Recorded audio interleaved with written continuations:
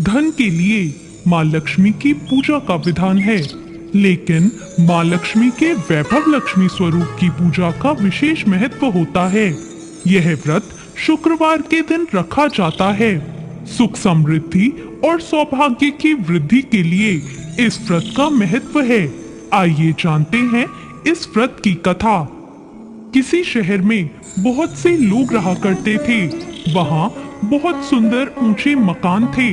उस नगर में बच्चे बूढ़े स्त्री पुरुष सभी बहुत प्यार से रहते और एक दूसरे का ध्यान रखते, दूसरों का सम्मान करते, अतिथियों का सत्कार करते। लेकिन कुछ दिनों के बाद वातावरण बदलने लगा। लोग बेईमानी करने लगे। भजन कीर्तन, भक्ति भाव, दया, परोपकार जैसे संस्कार कम हो गए। शहर में बुराइयां बढ़ गई। शराब, जुआ, चोरी डकैती जैसे गुनाह शहर में होने लगे। इनके बावजूद शहर में कुछ अच्छे लोग भी रहते थे। ऐसे लोगों में सावित्री और उसके पति की गृहस्थी थी। सावित्री धार्मिक प्रकृति की संतोषी स्वभाव वाली थी। उसका पति भी बहुत विवेकी और सुशील था।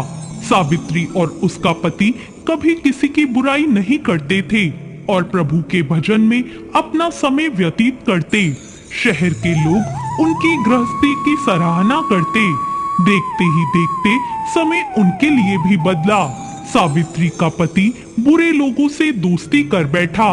अब वो जल्द से जल्द पैसा कमाने के ख्वाब देखने लगा, इसलिए वो गलत रास्ते पर चल पड़ा। उसकी हालत रास्ते पर भटकते भिखारी जैसी हो गई। शराब, जुआ, चरस गांजे जैसी बुरी आदतों में सावित्री का पति भी फंस गया। दोस्तों के साथ उसे शराब की आदत हो गई। इस प्रकार उसने अपना सब कुछ गवा दिया। सावित्री को पति के बर्ताव से बहुत दुख हुआ, लेकिन वो अपने भगवान पर भरोसा करके सब कुछ सहने लगी।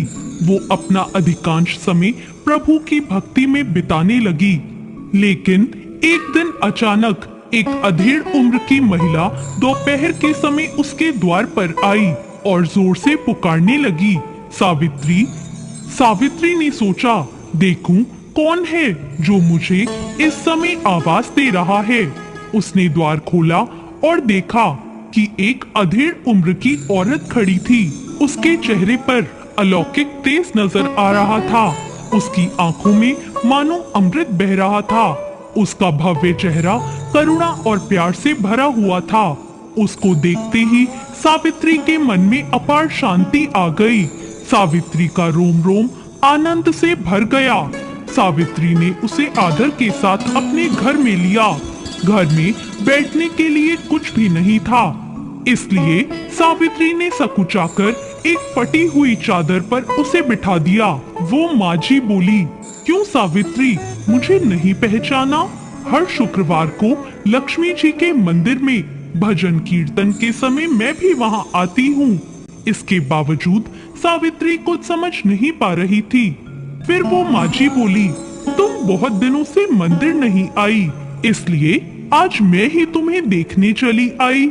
माजी के अति प्रेम भरे शब्द सुनकर सावित्री का दिल पिघल गया। उसकी आंखों में आंसू आ गए और वो बिलक बिलक कर रोने लगी। माजी ने कहा, बेटी, सुख और दुख धूप और छांव जैसे होते हैं। तुम धैर्य रखो और मुझे अपनी सारी परेशानी बताओ। माजी के व्यवहार से सावित्री को काफी अच्छा लगा। उसे सुख की आस नजर आने लगी। उसने उन माजी को अपनी सारी कहानी कह सुनाई।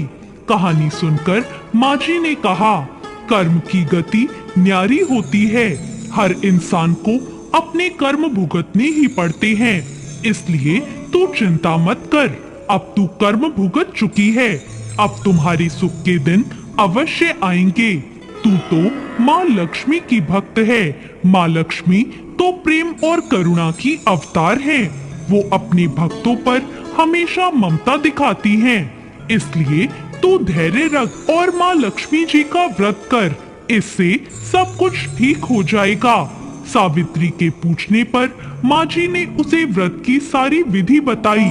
माँ जी ने कहा, बेटी, माँ लक्ष्मी का व्रत बहुत सरल है। उसे वरलक्ष्मी व्रत या वैभव लक्ष्मी व्रत कहा जाता है। यह व्रत करने वालों की सभी मनोकामनाएं पूर्ण हो जाती हैं और वो सुख संपत्ति और यश को प्राप्त करता है।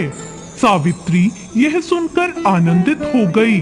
सावित्री ने संकल्प कर आंखें खोली तो उसके सामने कोई न था। वो विस्मित हो गई कि माँ जी कहाँ चली गई। सावित्री को तत्काल ये समझते देर न लगी कि माँ जी और कोई नहीं, साक्षात लक्ष्मी जी ही थी। दूसरे दिन शुक्रवार था। सवेरे स्नान करके उसने स्वच्छ कपड़े पहनकर माँ जी द्वारा बताई गई विधि से पूरे मन से व्रत किया। आखिर में प्रसाद का वितरण किया। यह प्रसाद पहले पति को खिलाया। प्रसाद खाते ही उसके पति के स्वभाव में फर्क पड़ गया। उस दिन से उसने सावित्री को मारा भी नहीं और सताया भी नहीं।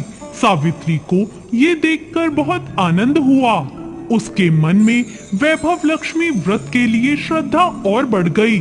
सावित्री ने पूरी श्रद्धा भक्ति के साथ 21 शुक्रवार तक माँ वैभव लक्ष्मी व्रत को किया। 21वें शुक्रवार को माँ जी के कहे अनुसार उद्यापन विधि करके 7 स्त्रियों को वैभव लक्ष्मी व्रत की 7 पुस्तकें उपहार में दी। फिर माता लक्ष्मी के धन लक्ष्मी स्वरूप की छवि को वंदन करके भक्ति भाव से मन में प्रार्थना करने लगी। हे माँ धन लक्ष्मी, मैंने आपका वैभव लक्ष्मी व्रत करने की मन्नत मांगी थी। आज ये व्रत पूर्ण हुआ है। हे माँ, मेरी हर विपत्ति को दूर करो और हमारा कल्याण करो। जिसे संतान ना हो उसे संतान देना। सौभाग्यवती स्त्री को अखंड सौभाग्य देना। कुंवारी लड़की को मन भावन पति देना।